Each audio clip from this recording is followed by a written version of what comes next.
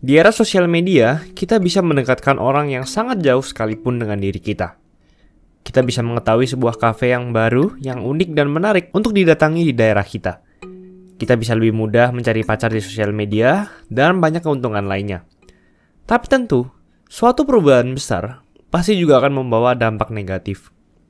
Bila kita mengumbar sesuatu yang seharusnya tidak kita umbar, akan berakibat sangat fatal bagi karir dan bahkan nyawa kita. Itulah yang terjadi kepada seorang pemain All-Star NBA ini. Akan kami bahas dalam episode kali ini, berjudul Karir Bintang NBA ini Hancur Karena Sebuah Video Viral. Sebelum lanjut, jangan lupa like dan subscribe ya. Simak ulasan berikut ini.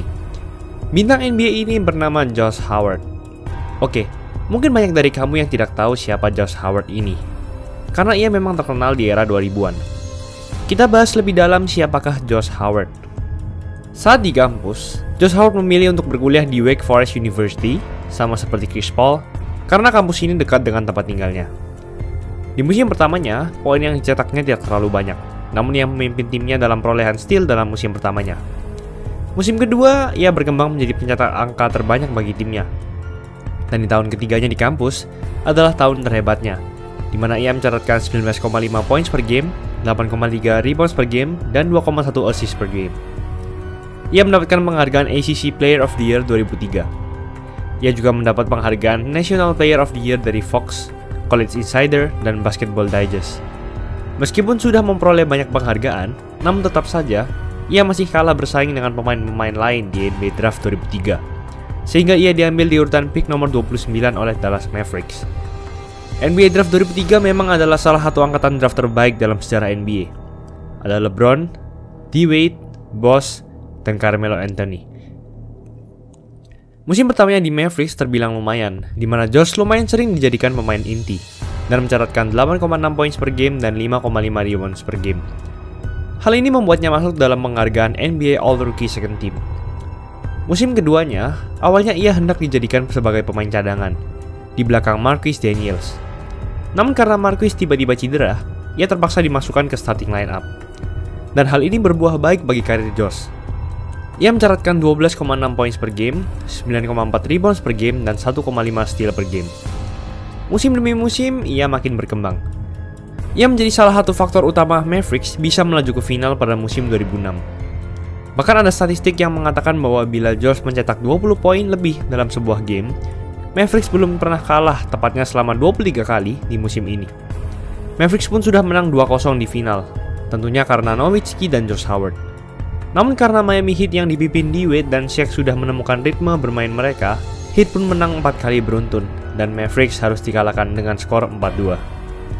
Musim selanjutnya, Mavericks pun ingin membalas kekalahan mereka di final. Mavericks berhasil mengumpulkan 67 kemenangan di regular season 2006-2007, dan menjadi peringkat 1 wilayah barat. Josh Howard mencatatkan rataan poin terbanyaknya di musim ini dengan 18,9 points per game.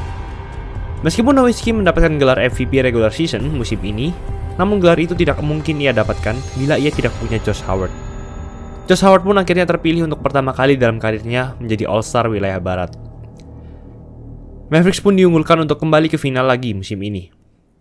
Namun, langkah mereka terhenti di ronde pertama, di mana mereka dikalahkan oleh Warriors yang dijuluki We Believe Warriors yang berada di peringkat ke-8.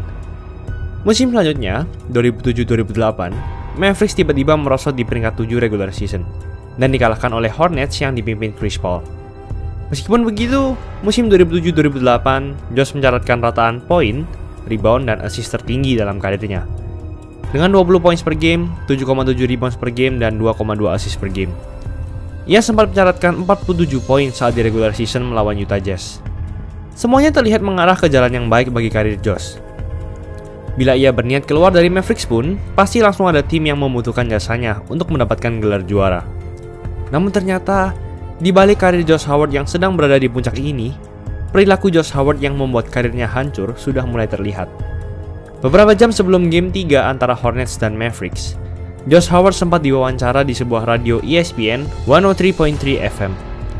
Entah mengapa, betapa polosnya, ia mengatakan kalau ia rutin merokok marijuana saat off-season. Merokok marijuana adalah hal yang dilarang oleh NBA, sehingga pada saat season berjalan, Josh menghentikan kebiasaannya itu. Hal ini membuat rekan-rekan setimnya di Mavericks sangat marah. terutama owner Mavericks Mark Cuban dan pelatih Avery Johnson. Mereka kesal karena Josh mengutarakan hal ini di tengah-tengah playoff, sehingga hal ini bisa membuat NBA melarangnya bermain dan membuat tim Mavericks menjadi kalah. Mereka juga kesal mengapa Josh mau secara terang-terangan mengaku bahwa ia merokok marijuana.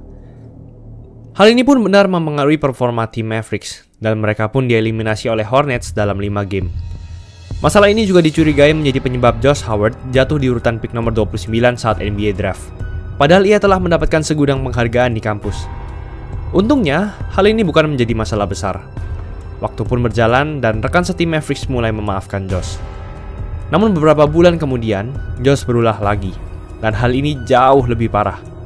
Josh Howard sedang terlibat dalam sebuah permainan football amal. Di tengah-tengah ini, lagu nasional negara Amerika Serikat dimainkan. Namun ada rekan Josh yang merekam Josh, dan Josh Howard pun berkata seperti ini.